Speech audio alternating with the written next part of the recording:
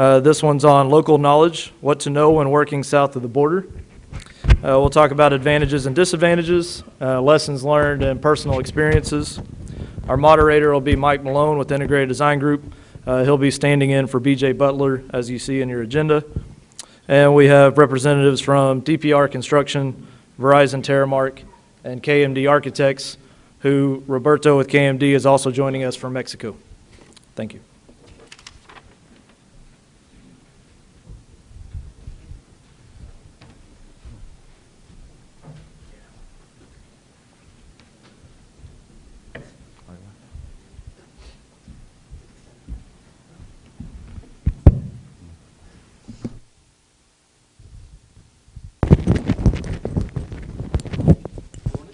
Can you guys hear me? That's good, thank you. My name is Mike Malone. I lead the architectural group here in the Dallas office for Integrated Design Group. I'm particularly interested in this topic, having done some work over the past few years in Mexico City, so I'm personally very excited about this topic. I'm going to let my panelists here introduce themselves. Roberto, if you would please start. Okay, hi. Nice to meet you all. I'm Roberto Velasco from KMD Architects. I represent a architectural firm which is based in San Francisco, California. And we have offices in Dubai, Korea, China, and in the US, obviously. And I run the one with Mexico City, and they call it the Americas. So I'm very pleased to be here. Hi, my name is Ira Shemel. I'm with the Verizon Terremark. I have a unique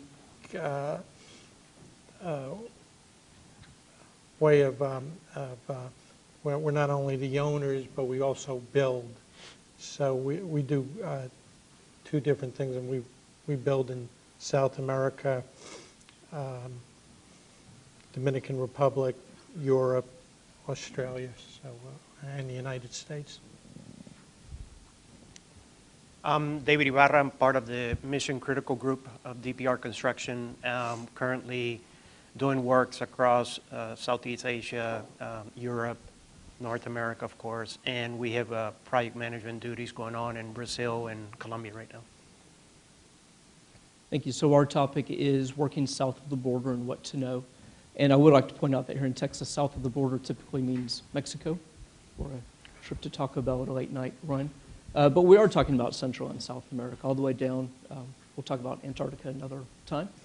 But it is important to realize that we are talking about a large geographical area of the country, of the world, and very many different regions within those countries. We obviously do have questions, but do feel free, if you have a timely question or comment, definitely pop in. We will have questions at the end. So just taking a very broad view, or if you would start, let's just talk about generally the benefits and what is the advantage to working down south of the border. Well, we're building right now in Bogota and in Sao Paulo, Brazil, and we're down there, or we're driven down there by our customers. They need data center capabilities down there, and so it's an opportunity for Verizon Terremark to be building down there. And Roberto, in terms of the design process and as you go through that, could you touch on that? Yeah, I would start by saying that in the case of Mexico, because I can talk about Mexico and some about South America and Central America, but let me go in detail for Mexico's moment, what they call it is the Mexican moment now. Sure. The Mexican moment means that we changed government 2013. So since we changed this government and the new guys coming into power, which by the way were ruling the country for the last 70 years, and then they just stopped ruling the country and they are back again. We never thought they would be back again, but they are back again. Because I guess Mexico realized that these guys knew how to do business and they knew how to make things happen, contrary to what the opposition was doing for 12 years. So what happens now is that this government realized that Mexico was lagging behind the development of the new era of globalization. So they decided to go on changing the whole thing and making all these reforms. It has to do with everything that has been done here. It is the labor reform, the energy reform, the tax reform, the fiscal reform, So all these reforms are kind of creating a buzz, and it's creating a kind of a sense that Mexico is booming now, and is going to be booming very soon. That's why I think for everyone here it's important to know that for the next 5 years, they are expecting to build in between 1.5 million square meters and 2 million square meters of corporate space. Because the energy reform was just passed in Congress a month ago. And that means that now the private sector is allowed to participate in the Pemex oil refineries and stuff like that. So with this is coming corporate businesses, petrol industry, insurance companies, accountancies, and obviously all these guys come with IT and data centers. That's why I think it's very, very important now to look at south border. Yeah, I think from our perspective, I think going a little bit, some of our clients want our support down there, okay? I'm originally from Venezuela, so I'm kind of very familiar there, study there, et cetera. But when you look at, we continuously hear in the press about the growth of Southeast Asia and Asia Pac, and that's where everything is and things like that. And we have to understand that right here in, with the same time zones, if you look at Mexico, Brazil, Chile, Colombia, you have 411 million people, and they have approximately $4.6 trillion of GDP combined. USA, just for comparison, is 14.6 trillion of GDP, right? So it's, okay, it's not as big, it's 30%, but it's still significant. It's right in your backyard, if you want to use that term. When you look at the internet usage, penetration, you're talking the same countries that I just mentioned. You have around a significant amount of population there, concentrated between Mexico, Brazil being the two big ones, if you want to use that. Just those countries alone have 183 million people connecting to the internet. So they will drive business. No doubt the Olympics, the World Cup, they're going to drive a lot more, right? If I just immediately go to Asia Pac and I use the biggest country, Indonesia, 256 million, the GDP of Indonesia is 800 million, compared to just Brazil is 400 and something. So if you look at the numbers, the penetration of internet, the GDPs are very similar, much larger in some cases when you come in South America, but we just don't look at it. And I think that's important to realize. And as a business for companies like Verizon, or even companies where designers and builders, you have to look at it as a big potential business, Absolutely, that's a great point. And you see the numbers of users and potential users and how underserved those regions are. So you do get a sense that there is a potential for a huge amount of growth there. Yeah, that's a good point. So when we talk about the process, and Ira, I'll start with you. When we talk about the process of assessing the business needs and realizing that there's an opportunity for growth from a corporate point of view, then when you look at the decisions of, are you building stateside, Western Hemisphere, Eastern Hemisphere, when you start to look at targeting South America or Central America, what is that process that you go through? Well, like I said before, it's customer driven. Most of our customers here in the States want to be down there, and they want a robust data center that's very similar to what's here in the United States. And so they actually come to us and say, hey, do you have a data center down there? And what's the criteria of it, and so on. And that's where we sit down with them and decide whether we're going to be down there or not. And then Roberto, when you take that next step of the process, you have someone who comes to you who's looking for this capital investment project. What, in terms of the design process, which I find very interesting, how do you approach it in terms of whether you're in Mexico or if you're in one of the other neighboring countries, or as you move your way down south? Well, I guess, yeah, despite the fact that what I said is all promising, this is not a piece of cake for anyone, because I've been there for 20 years with KMD, and believe me, I just don't understand the system yet. It is so complicated, and it is so kind of tricky in a way that it was on purpose. I am very critical of the system because what I think is they create these complications to have a job. So they need a kind of a bureaucracy to make things complicated. So you go through a process for years and months and endless kind of sessions with them. Because what they are interested is not producing and creating richness and wealth. What they are creating is just bureaucracy and paperwork. So my point of view is that after 20 years there, I have realized that what we really need is not a design process, because design is pretty much global. What we need is a kind of a guide to take us through all these details and nuances and particularities of the system. From my point of view, came the architects. It's been for 20 years, and we have been dealing with authorities in different perspectives, different state, municipalities, government, federal things, blah, blah, blah, for many, many, many months. And this is just about wasting your time. What you need is a local guy, which is an expert on this kind of tricky processes. And the guy is called the DRO. And the DRO is a key figure here in this process. Because in Mexico, the architect is not responsible for the process, as is in the US. You have to be certified in the US to be an architect, I guess. In Mexico, you are certified, but it's just a paper. You are not liable to do anything. It's just you are designing nice renders and good design. In Mexico, the guy who takes responsibility for the whole process is the one who is linking you with the authority, and the owner is this guy, the DRO. And the DRO is the one who goes with impacts, urban impacts, sustainable impacts, environmental impacts, transit impacts, so many, many impacts that you have to comply with. Then it comes the process of dealing with the feasibilities of water, because it's an issue in Mexico City at least, that once you have the whole thing set up, then they say, we don't have a running water here. You got to provide the pipeline, because the investor has to do something for the government. They are not having money.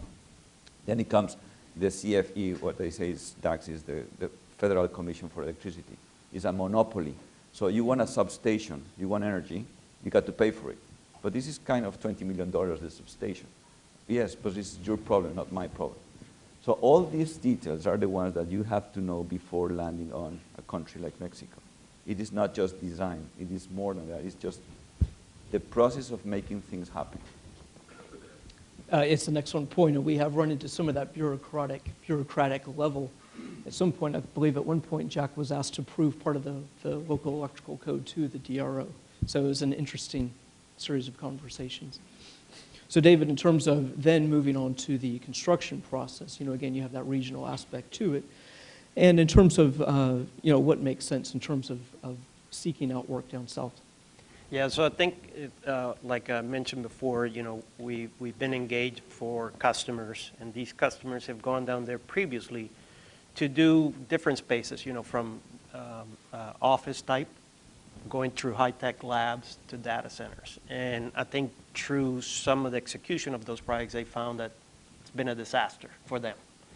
Over budget, not be able to meet what they needed, et cetera, et cetera. So they themselves kind of said, okay, we cannot be hiring all these people. We need to let's push the risk downstream, right? And let's get people involved. We know that song. So the first thing, kind of when we got involved, we, of course, immediately sent people from our company that have lived there, have worked there, et cetera, to start going and do all the scouting to help out these clients in that regards, identifying the partners that we're going to be working with us at different stages.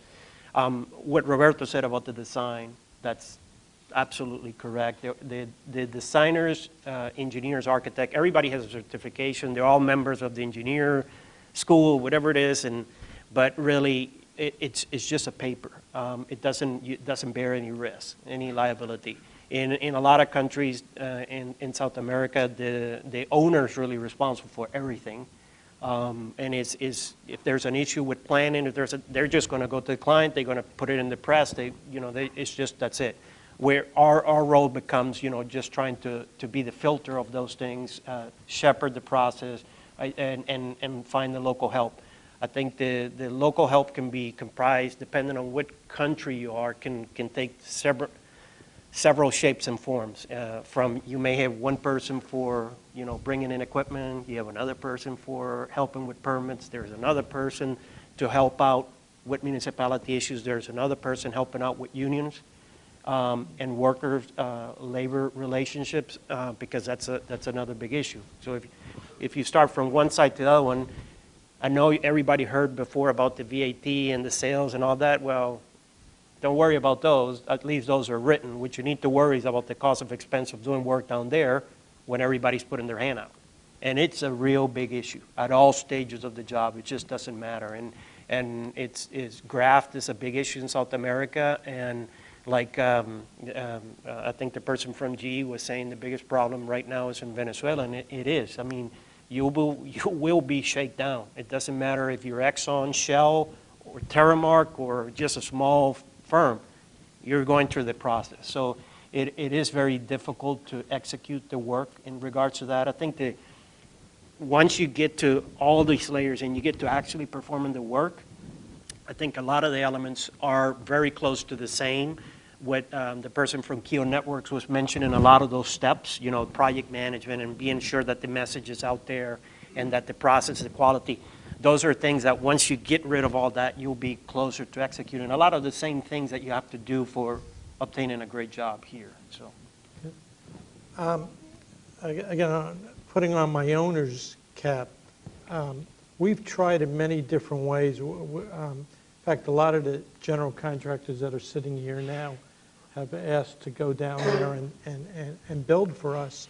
But they don't actually go down with their crews. They go and they hire a contracting firm from either Sao Paulo or Bogota or a place like that. So, and there's added cost. Now, again, I'm talking now from an owner. So what we've done is we've actually gone down there and gotten lists of contractors and actually put it out to bid. That creates a whole nother myriad of problems, because a lot of times, yes, we're bidding, and then the day of the bid, you only get one bid and all. But what we found that's been working very, very well, and it's worked extremely well in Sao Paulo, in Australia, and in Toronto, and in Bogota, not as well, is where well, they call them engineering firms. It's engineering / architecture, but they have a construction management component. So they actually build it. So they're designing and costing and building, and that's worked well. Now for our company, it works even better.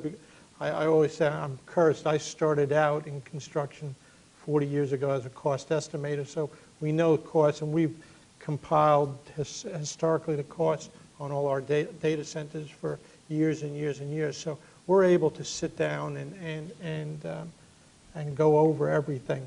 On another note, I haven't seen, people putting their hands out for monies, only because, again, we're insulated with construction firms.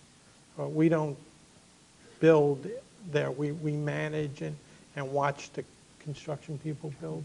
That's good. I think one thing to add, what Ira was mentioning, and as you notice, he mentioned Australia, Toronto, but it's not worked well in Colombia, is you can go to South America and you will find those, they call themselves EPCs. They will do everything for you.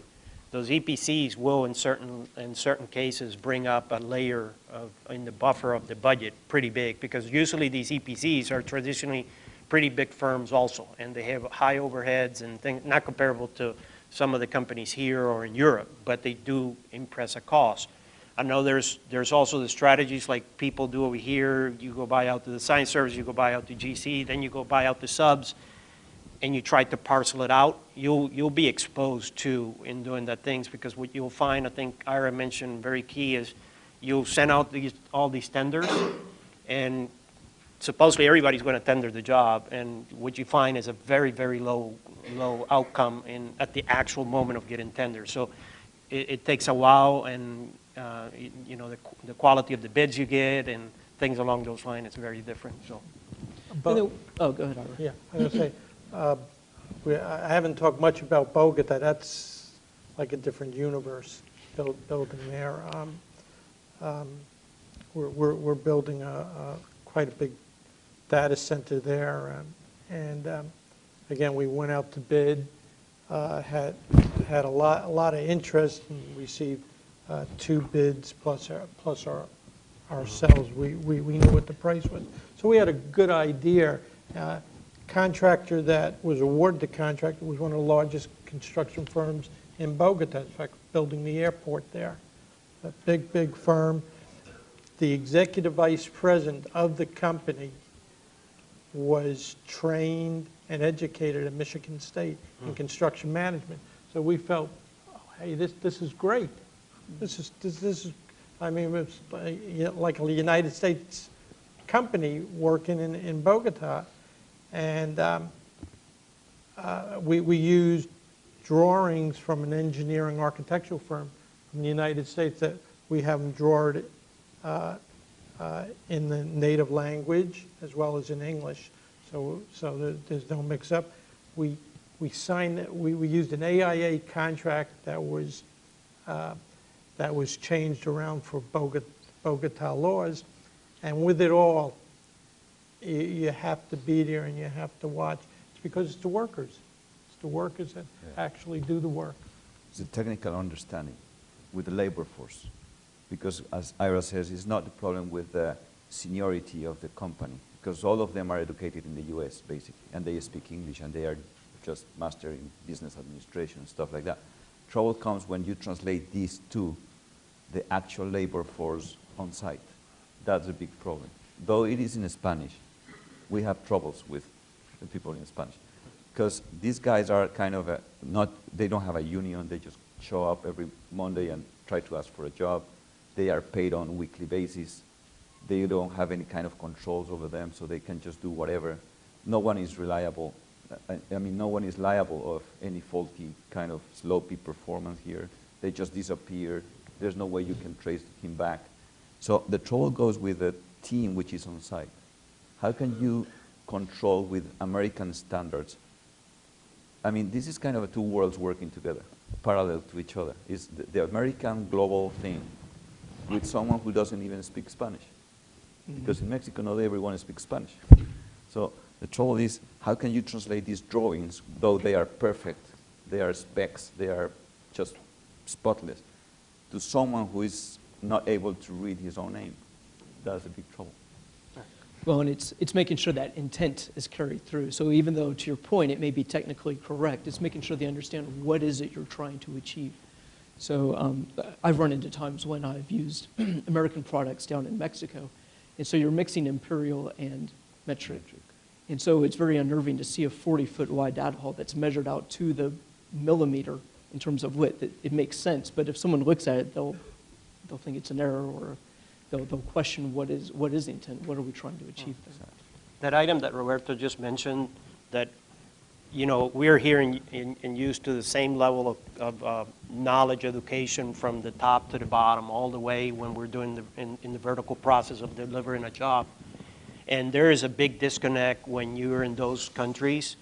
You have a very good upper management, they're very educated and things like that. As the translation goes down the pipeline, it is really a big problem. And, you know, kind of what we dedicate our efforts has been in shepherding all the layers, going all the way closer to the worker. But even at that level, then we have to work through certain people to be able to be sure that the message is out there, you know. And does that vary from country to country? It does vary a lot.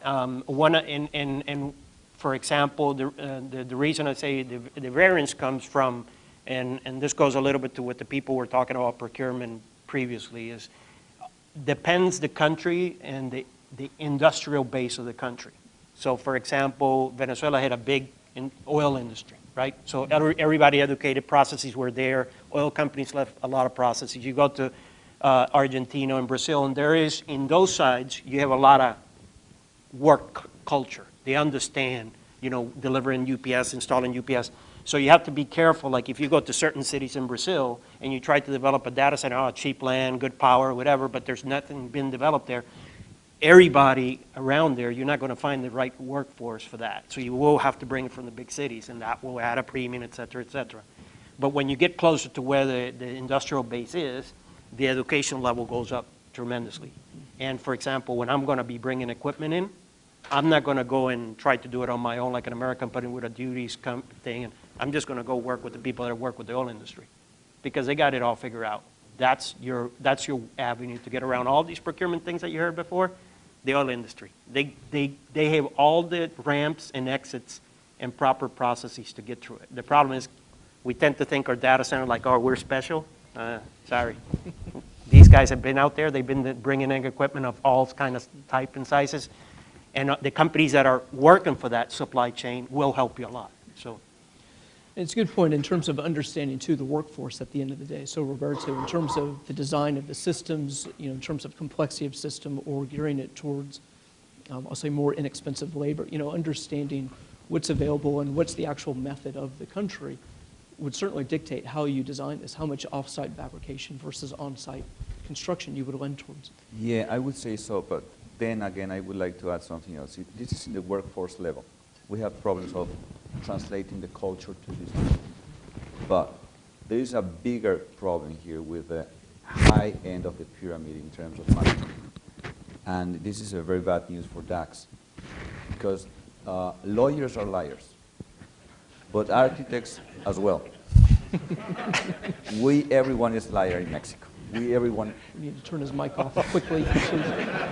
Because, yeah, let me tell you that this is kind of a fool game. I mean, we're all playing the fool here. We have a kickoff meeting, and everybody agrees on impossible schedules, impossible budgets, and impossible scope. And everybody says yes. Because if you say no, you are kicked out of the room, and they bring up a new liar. Someone will tell you the good news. You got to tell me yes, because I'm the owner, I have investors behind me, and I got a schedule. I have to open up the data center in May, because it's my wife's birthday. And you say, but that is impossible. Get out. Come to the next. So the trouble here is that everybody lies to each other. And let me give you an example. We were just competing for a building next to us in Mexico City for the Microsoft building, corporate building, 60,000 square meters. And we were Norman Foster and Associates, Richard Rogers Partnership, KMD Architects from the US, and two local firms in Mexico. So the bidding was kind of their RFP says that you have to comply with certain things like quality, standardization, whatever. The technical things were all right. But Norman Foster was 7 times more expensive than we were. That was 700,000, 100,000. The two local firms were 7,000 cheaper than we were. And they got the job because they said 8 months for the project delivery. Norman Foster says 3 years. And we said 1.5 years. So they got the easy way. The guy who lies best. 8 months and 7 times cheaper than us. Obviously, the design process went off over 2 years. And it was 7 times over the budget of Norman Foster because additional services and delays and undecisions and wow. But the guy who gets the job is the one who lies best. Right. And this is another kind of a cultural thing. So from an owner's point of view, that's very interesting. So you have to be able to see through that. Yeah, I mean, I guess I could tell you in Sao Paulo, NACWA, we've been down there now 8, 9 years, and we've had good experiences other than you have to design and you have to build pretty much to what's down there because of the tariffs of bringing in products from out of country. As we go north from Brazil, it's more similar to Mexico. I haven't built in Mexico, but in Bogota, yeah, they'll tell you something and then it doesn't happen. And we've been on time, below budget in Sao Paulo, and they build there very similar in a lot of ways to the United States, other than most of those countries where we think of using conduit for medium voltage and regular voltage, they use ship cable and cable tray. And so in Bogota, we said, no, we want conduit. So we got conduit, all right. Nothing was plumbed, and they don't know how to bend large diameter conduit. So what they use is they use Liquidite for the bends, because they just don't know how to bend conduit. So you have to adapt to their standards. If you don't, you're going to be very unhappy as designers and as contractors and as owners. But there's always that we are running against time. In Mexico, everything goes against time. And that is why the result is not always optimum. I have never seen in 30 years a building which was finished on time or within budget, in 30 years. Despite the fact that there is the best contractor or there is the best architect, the problem doesn't lie on the technical issues. The problem lies on the cultural issues, because the owner is always kind of a one-man show running the whole thing. Or it could be a board of directors that they are very undecisive and they are trying to apply engineering value at the 2 years on time of the process. So it's too late and they're still trying to save money. So the whole process complicates so much. It is a kind of a cultural way of doing business. A problem here is a client management. We don't know how to manage the client. We don't know how to say no. Because in Mexico, as you may notice, there are 100 families running the country. These tycoons, these very, very powerful people, are people who you cannot say no to. Once you say no, once you say the truth, you are not in the radar anymore. So that's why this is a kind of a play that we all play. Because you cannot say no to a guy who owns the only broadcasting company in the country. Because if you say no, you are just out of business for 3 or 4 years. So the thing is, we are all trying to change the tires while the car is running. This is a kind of a very complicated process. Because if you don't have it, you are not no one. Yeah. I think on the one thing on the engineers and consultants down there is they really don't know how to say no. They're overcommitted excessively. When you ask them for budgets or time estimates, it's really not that great what they do. They say they understand what you told them. You give them the whole presentation of what the job is going to be about, and all these things, and they come back with things that you say, really? Are you going to actually do this for that? And how many hours is this? And then it's like they're looking at you like, why is he asking that? It's like. It's more of a handshake kind of thing sometimes, right? Sure. It is. Yeah, so you have that overcommitment. They're not very precise on that, and that's, of course, where you start moving all over the place in the timelines. But I think, going back to what Ira said, like his story about Colombia, is one of the things you need to be realized is how you go from Mexico down to South America. When you get to Argentina, it's like being in Europe. So don't try to get American way of business in Argentina, because they're going to be matching what Europe does in all aspects, from the way they cable, from the way they connect things.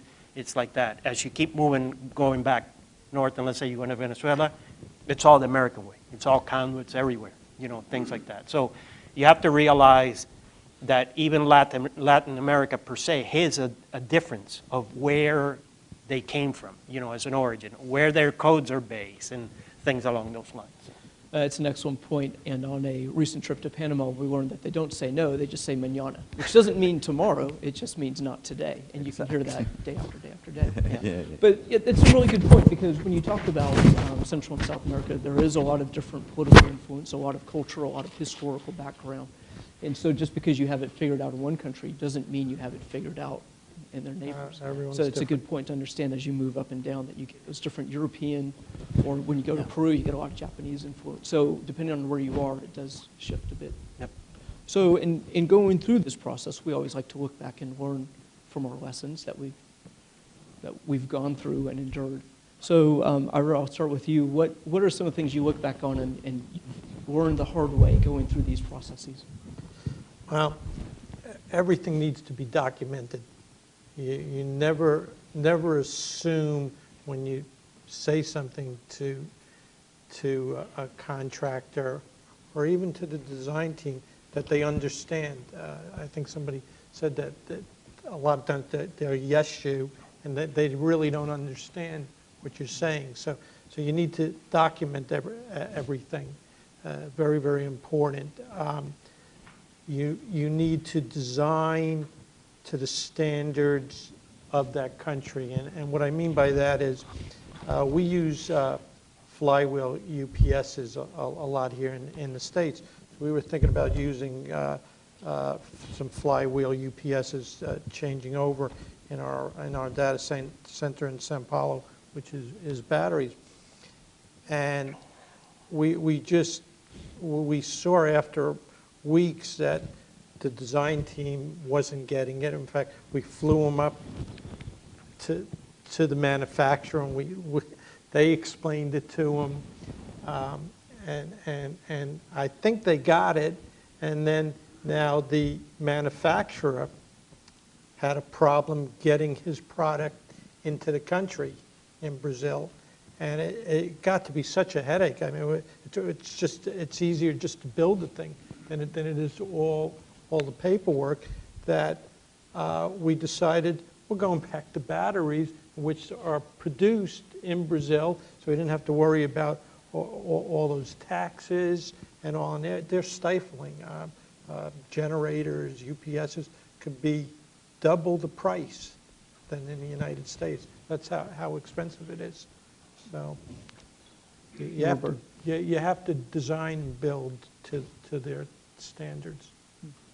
And Roberto, same question when you move out of Mexico. What is it that you discover as you get into more of those regional areas in other countries? What are some of the lessons that you're learning as you move from country to country? Well, from country to country, I've just got to, I'm not very an expert on many countries. It's just Panama, Costa Rica, and Uruguay. Mm-hmm. I can compare Mexico to those countries, but they're basically the same issues here. It's a cultural thing. For me, it is in Mexico, everybody wants the BBB, as you say in America. Everything is an abbreviation. In Mexico, BBB is bueno, bonito, y barato. Means good design, on time, inexpensive. So I choose 2 out of 3. You cannot have 3, because if it is good design on time, it cannot be inexpensive. If it's good design and inexpensive, it cannot be on time. So in Mexico, you have to adapt to these kind of things. I guess it's the same in South America. You cannot run a business like in the U.S. You have to realize that you're in a country that it is not exactly the U.S. Though we have the seniority educated in the U.S., the company or the one in charge is not educated in the U.S., and that makes the whole difference. It's just different that you talk to someone in English, but you may not understand the same things, even though you are in English. Mm-hmm. You know what I mean? So my lessons learned is that we have to say no to the client on time. We got to be serious and responsible, and we got to say the truth. No matter what, you will get out of the room because you say the truth. But it is better to say the truth. We've been trying for 20 years to say the truth in Mexico as KMD architects. And we are seeing that the market is sophisticated enough, is mature enough to start kind of shifting to the next level of seriousness. We are just being patient, and we are just seeing results after 20 years that in Mexico, really in the real estate industry, the market is understanding that there are another way of doing things, different from the shaking hands and the eye contact. We do have a contract established. We are trying to establish contracts, agreements, instead of shaking hands with the tycoons. We are trying to educate the tycoon that he's not running the show on his own, that he has a board of directors. We are trying to educate the contractor that he cannot do whatever he wants to, that there are some drawings to just follow. Mm-hmm. We are trying to educate the labor that they have to read the drawings because they don't read the drawings. And we have to try to educate ourselves that we are not Americans in America. We are Americans in Latin America. Good, and same question to you, Dave. Going through the construction process, boots on the ground. What is it that you guys? Yeah, take away? I think the what Roberto just said would be my first message: is take your American hat off, your North American hat off, in your process that you think you're going to be implementing down there, and adjust yourself quickly as soon as you get off that plane, because you will need to revamp the approach, the mindset that you have in executing these projects. It is very difficult. When you talk data centers, it's a very siloed industry, sadly. We talk a lot, green grid, uptime and all that, but we're still very siloed. So they're not pulling their resources together like bigger industries to be able to implement and foster change. So we go very surgical and do projects, and it's very difficult to get some kind of market traction on that side.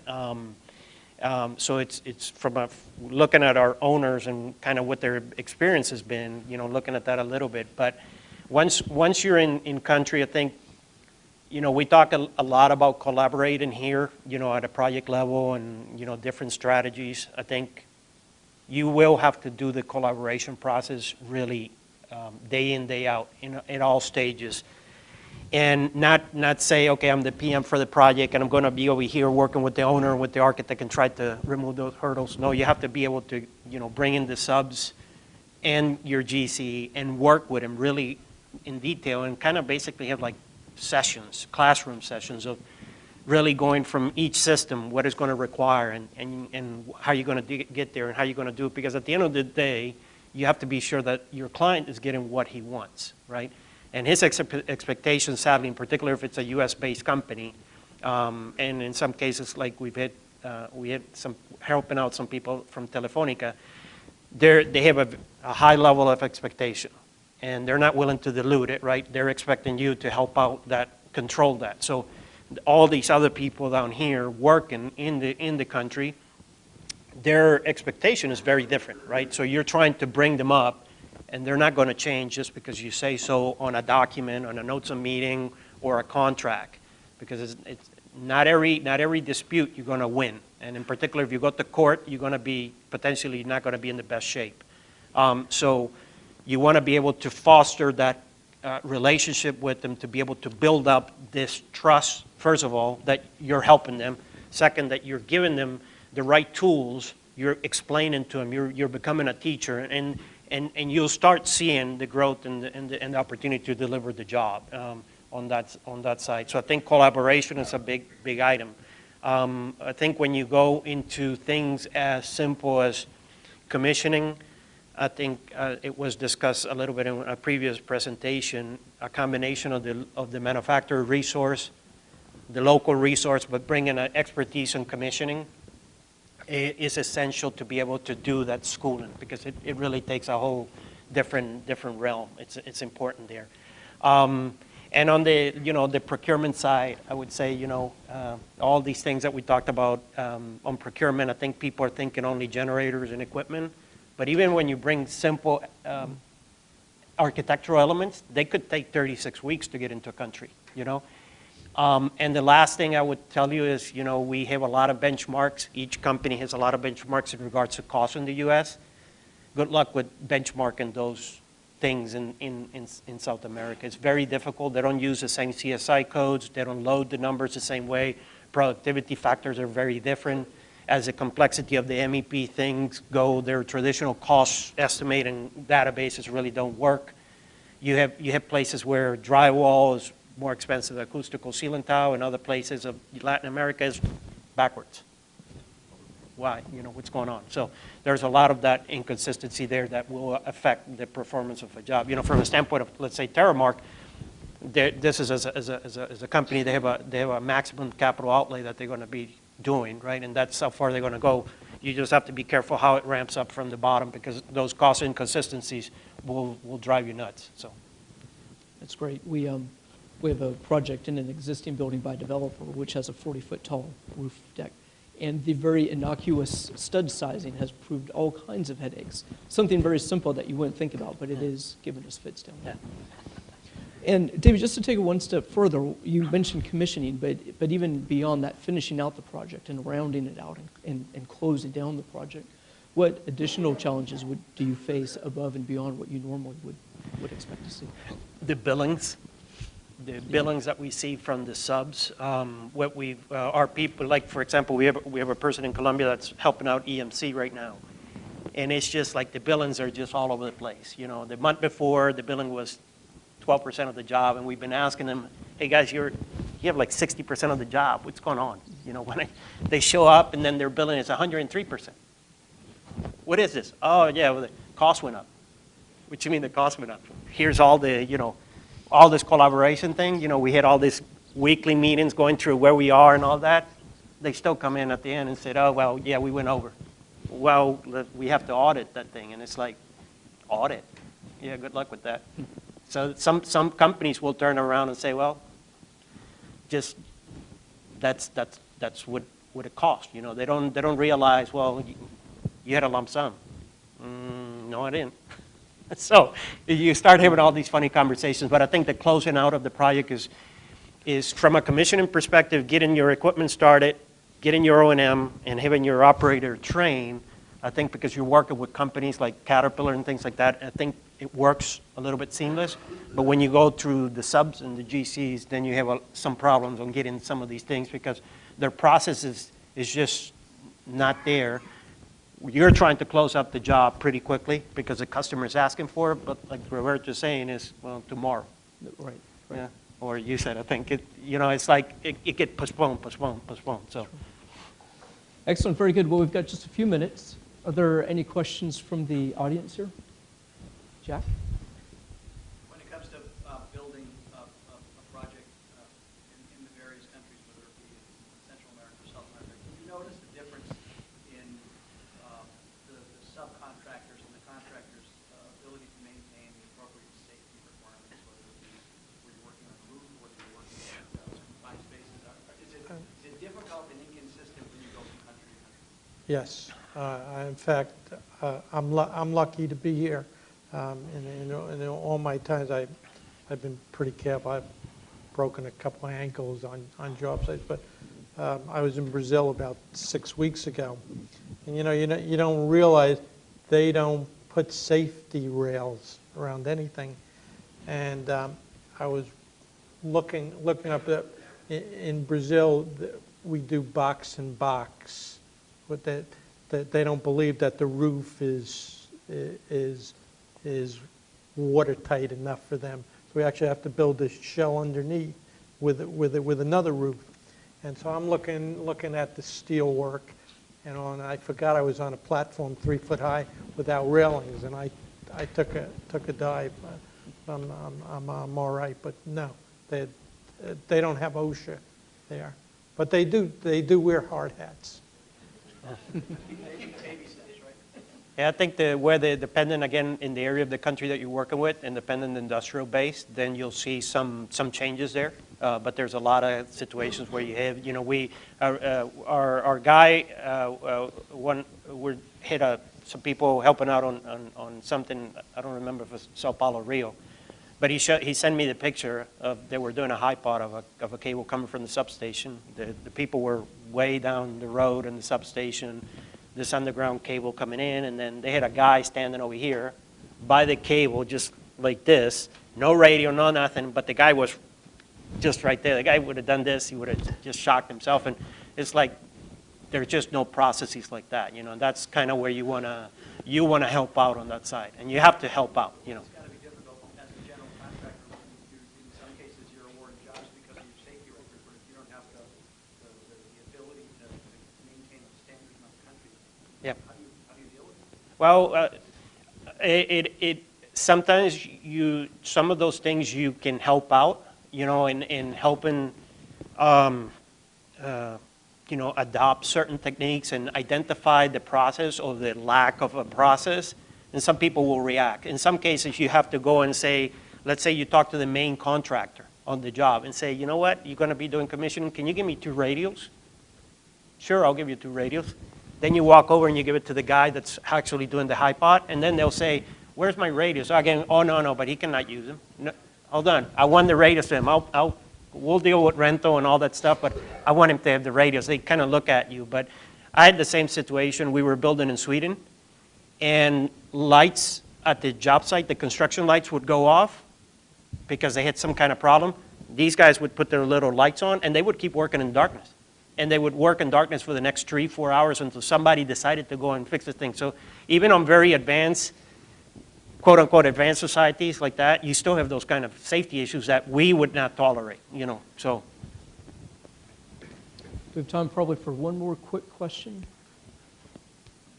No? All right. We are going to break for lunch then. Lunch will be served up on the 42nd floor.